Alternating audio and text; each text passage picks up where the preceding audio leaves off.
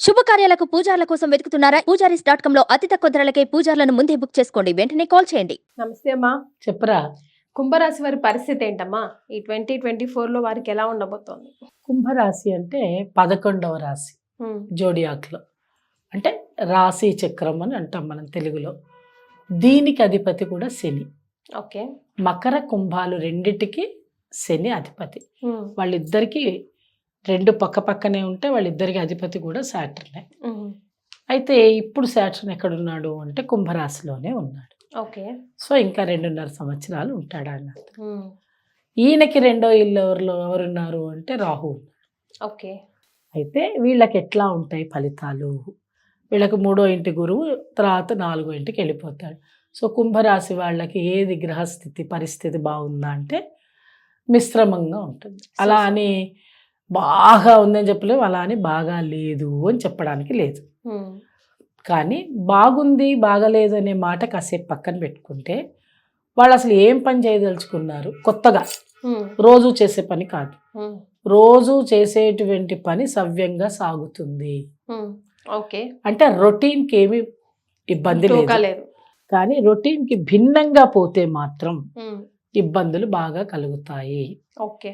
అయితే వీళ్ళు రొటీన్లో చేయాల్సిన పనులు ఏమిటి అని అంటే నిత్యం వీళ్ళు వ్యాయామం చేయాలి. శరీరాన్ని అలర్ట్గా ఉంచకపోతే మనసు అలర్ట్గా ఉండదు. కాబట్టి వీళ్ళు చేయాల్సిన పని ఏంటి అంటే కొత్తగా అయినా సరే నేర్చుకోవాలి. వ్యాయామం చేయడం, వాకింగ్ చేయడం, యోగా చేయడం, ఏదో ధ్యానం చేయడం, ఎక్సర్సైజ్ ఉండాలి. ఒక ఎక్సర్సైజ్ శరీరానికి, బాడీ అండ్ మైండ్. ఓకే. ఇవి ఉన్నట్టయితే మీరు ఏ పనైనా ఇప్పుడు వచ్చే కష్టాలు ఒడిదుడుకులన్నీ తట్టుకోగలుగుతారు. ముఖ్యంగా ఎలా ఉంటుందనంటే దూర బంధువుల వల్ల ఇంట్లో అమితమైన గొడవలు అవుతాయి. ఓకే. ఆ గొడవలు ఎట్లా ఉంటాయంటే మీకు తెలియదు. ఫస్ట్ గొడవ అవుతుందని కూడా కాదు, వాళ్ళు మంచి వాళ్లే కదా, అబద్ధ పక్కవాడు చెప్తాడు వద్దండి వాళ్ళ జోలికి వెళ్ళకండి, అనవసరమైన గొడవలు వస్తాయి అంటే నువ్వు బాగా చెప్పొచ్చావులేవమ్మా, మా వదిలేదా ఇన్నేళ్ల నుంచి మాకు తెలుసుగా.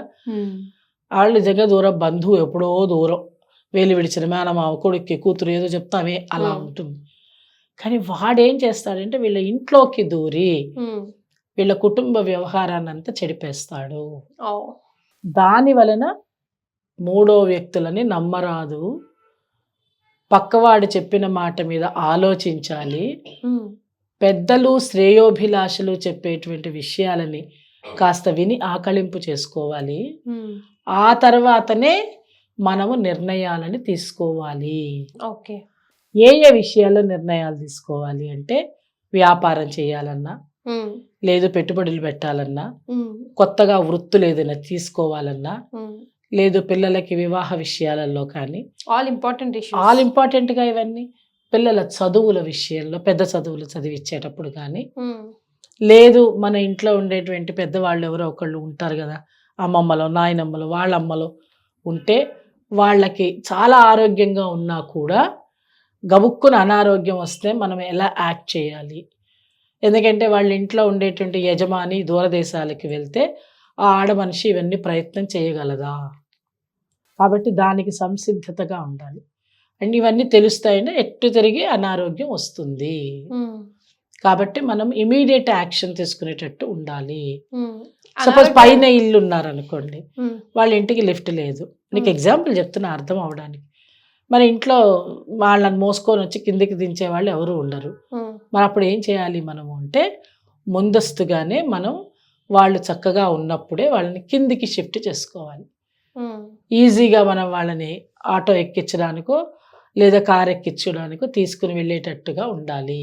ఇది ముందు ఆలోచన. అంటే అమ్మ మీకు అనారోగ్యం వస్తుందేమో అని వాళ్ళకి వెళ్ళి చెప్పడం కాదు, మనం వాళ్ళకి తగ్గ పౌష్టికాహారాలు ఇవ్వడం, తర్వాత వాళ్ళకి రామాయణ భారత భాగవతాలు లేదు ఇంకా ఏదైనా మంచి పద్యాలు లేదా మంచి సంగీతం వినిపించడం, వాళ్ళని ఆరోగ్యంగా యాక్టివ్గా ఉంచితే నీ రూపాయి తగ్గుతుంది. నువ్వు ఆరోగ్యంగా బాగుంటావు, శారీరకంగా బాగుంటావు. కాబట్టే ఇవన్నీ ముందస్తు ఆలోచనలు అన్నాను. నీకు అక్కడే సందేహం వచ్చింది, అందుకే చెప్తున్నా ఇంత విపులీకరించి. ఆ తర్వాత స్టూడెంట్స్ వాళ్ళు ఏంటి అని అంటే వాళ్ళకి చికాకులు ఎక్కువ ఉంటాయి, పక్క వాళ్ళందరూ వాళ్ళని ఏడిపిస్తూ ఉంటారు, సరిగ్గా సమయానికే వాళ్ళ నోట్బుక్స్ పోవడం, వాళ్ళు ఇబ్బందులు పడడం, వాళ్ళు ఇన్నాళ్ళు చదువుకున్నది పరీక్షకి రాయనియకపోవడం, పక్కవాడు తప్పు చేస్తే వీడి మీద పడడం లాంటివి జరుగుతాయి. కాబట్టి అలర్ట్గా ఉండి నువ్వు ఎప్పుడు కూడా ఎలా ఉండాలి, ఏ పనికైనా నేను సిద్ధం అన్నట్టుగా ఉండి జాగ్రత్తగా మనం గనక ఉన్నట్టే అన్ని పనులు సవ్యంగా సాగుతాయి. ప్రతిదానికి మనం జాగ్రత్తగా రెడీ టు డూ అని ఎందుకు అనుకుంటున్నాం అంటే మనం ప్రిపేర్ అవ్వాలి. ఇది వస్తే ఇది ఇలా ఉంటుంది, ఇది వస్తే ఇది ఇలా ఉంటుంది అనే విషయాన్ని. రాజకీయ రంగంలో ఉండేటువంటి వాళ్ళకి వాళ్ళ పథకాలను అమలు చేసే చోట చాలా ఇబ్బందులు పడతారు. ఆ ఇబ్బంది పడే సమయంలో వాళ్ళు ఉన్న ఉద్యోగాలని ఉన్న పోస్టులను కూడా ఊడగొట్టుకుంటారు. కుంభరాశి వారు. అందుకని వాళ్ళు ఏం చేయాలి, జాగ్రత్తగా ఏదైనా మాట ఇచ్చేటప్పుడు పెద్దవాళ్ళని కనుక్కుని చేస్తామా లేదా, చేసేటప్పుడు జాగ్రత్త పడాలి.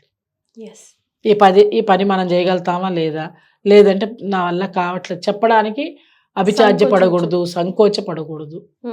వాళ్ళు ఏది చెప్తారో పెద్దవాళ్ళ మాట మనం వినడానికి ఉండాలి.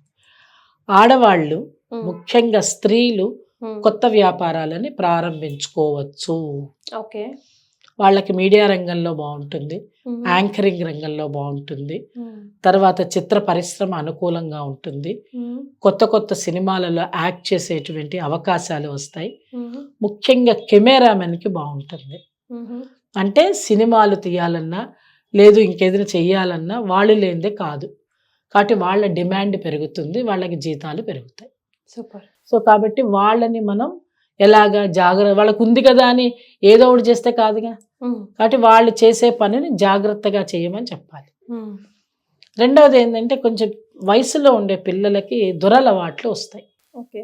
సెకండ్ హౌస్ రాహు దురలవాట్లు వస్తాయి కాబట్టి జాగ్రత్త వహించాలి. పిల్లల మీద ఒక నిఘా పెట్టాలంటారు. చాలా కన్ను వేయాలి. వేసి వాళ్ళకి ఎప్పుడు కూడా నువ్వు చెప్తూ ఉండాలి, అలర్ట్ చేయాలి వాళ్ళని.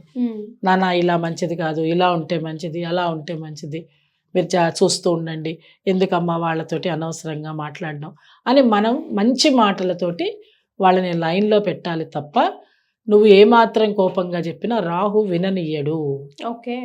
పిల్లలకు అందు గురించి ఏం చెప్పాలి, తప్పనిసరిగా ఆవుకి ఆహారం పెట్టే విషయం నేర్పాలి. అరే మన ఇంటి దగ్గర ఒక గుడి ఉందిరా, ఆ గుడికి పోయి కొంచెం గడ్డి ఇచ్చిరా, గడ్డికి డబ్బులు ఇచ్చిరా, లేకపోతే గడ్డి నువ్వన్నా పెట్టిరా.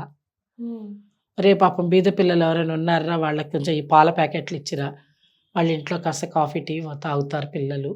అంటే దానం, ధర్మం, పూజ, పునస్కారం ఇలాంటి మంచి విషయాలని వాళ్ళకి తయారు చేయాలి. అది అలవాటు అయిపోతే ఈ చెడుదారులకు వెళ్ళే అలవాటు తగ్గుతుంది. ఎందుకంటే రాహు మంచివాడు కాదు, చికాకు చేస్తారు. అదే పెద్దవాళ్ళకు కూడా సేమ్. పెద్దవాళ్ళకు కూడా మనం దారి మారుతాం, దారి మళ్ళింపు అంటామే, అలాగా దారి మళ్ళింపొద్దు, యూటర్న్లోకి వచ్చేసేయండి అని. అది దానికి మనం చేయాల్సింది దుర్గా స్తోత్రమే, గణపతి స్తోత్రము, ఇవన్నీ చేసుకుంటూ ఉంటే గనక మీకు బాగుంటుంది. రెండవది ఏంటి అంటే ఇంట్లో అనవసరమైన విషయాలకి తావు ఇవ్వకుండా పెద్దవాళ్ళతో సహకరించండి. అమ్మ నాన్న చెప్తే వినండి. పిల్లలు ముఖ్యంగా పిల్లలకే చెప్తున్నాను నేను, పెద్దవాళ్ళకన్నా కూడా, ఎందుకంటే వాళ్ళకే కొంచెం ఇబ్బందిగా ఉంది కాబట్టి తెలివితేటల్ని పెంచుకునే ప్రయత్నం చేసి పెద్ద చదువులకు వెళ్ళాలనే ఆసక్తితోటి పోటీ పరీక్షలు రాసే విషయంలోకి కాస్త ఆసక్తిని కనపరచండి. రైట్. సో ఇది కుంభరాశికి సంబంధించి కల్పవల్లి అమ్మగారు చెప్పిన విషయాలు. నమస్తే అమ్మా.